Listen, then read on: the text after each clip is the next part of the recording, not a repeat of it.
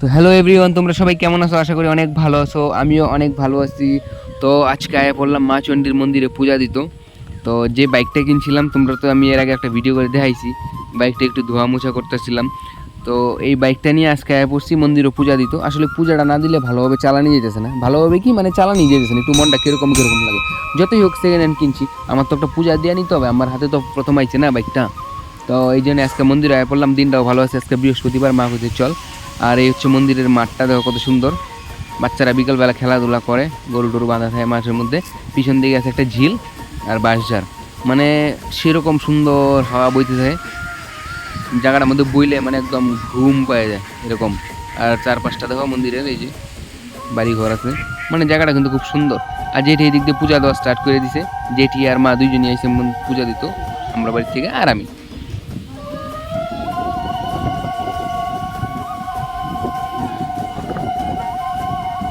তো এই হচ্ছে আমাদের মা চণ্ডী মূর্তি, এখানেও তোমরা সবাই অনেক জাগ্রত মা।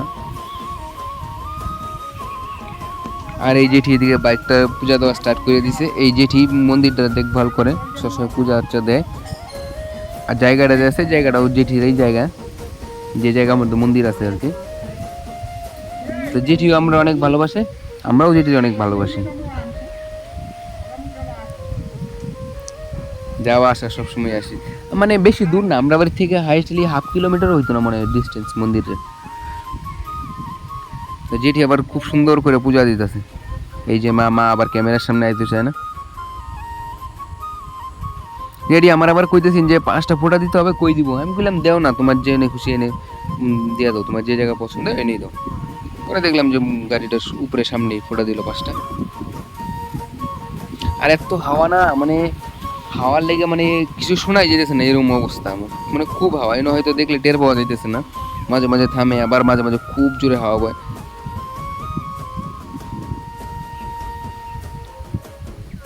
এই যে একটা বাচ্চা, এই যে সবাই পূজা দিতেছে, দীক্ষা সবাই আইলো, একটু মন্দির বসলো, সবাই একটু কথাবার্তা কইতেছে। ওই যে বাবা আইতেছে মালা নিয়ে, আসলে মালা আনতো মনে আছেন না, কত অবস্থা, মালা আনতো মনে আছেন না। আর কি কি লাগে নিয়মের, এই যে তিল, ধান, দুব্বা, পরে যেটি আবার এটি পাড়াইলো, কইলো যা নিয়ে গা। আর এদিক দিয়ে স্টার্ট করে দিছে পূজা।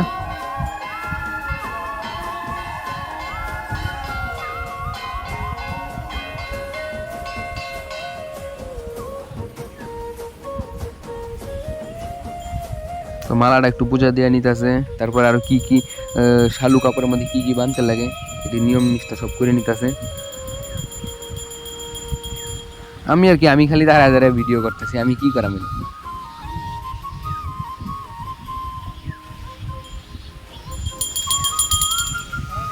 আরে এই যে দুইজন হিরো, তো হচ্ছে জেঠির নাতি দুইটা, মানে আমার ভাইস্তে হবে আর কি।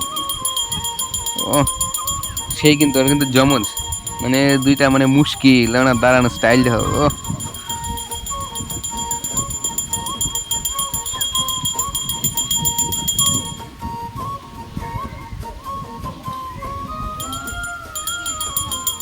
অনেক সুন্দর করে পূজা দিতেছে, আমার খুব ভালো লাগছে দেখতে।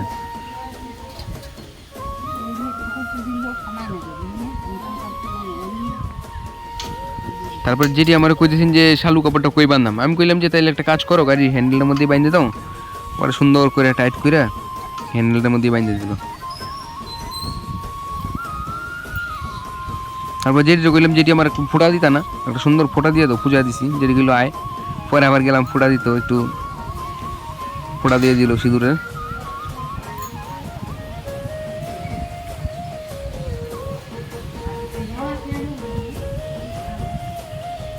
কিরম হয়েছে ফোঁটাটা? ভালোই লাগতেছে দেখতে। মানে মন্দিরের মধ্যে এলে না, একটা ফোঁটা না দিলে মানে ভালো লাগে না, যে পূজা দিলাম মনে হয় না। তো ফাইনালি আমার গাড়ির পূজা টুজা দেওয়া সম্পন্ন হইলো। এই যে গাড়িটা দেখো, একটু ভালো করে দেখা নি তোমরা চাচু। এই হইলো আমার গাড়ি, তোমরা আশীর্বাদ করো যেহেতু ভালোভাবে চালাই, সাবধান মতো চালাই। চলো।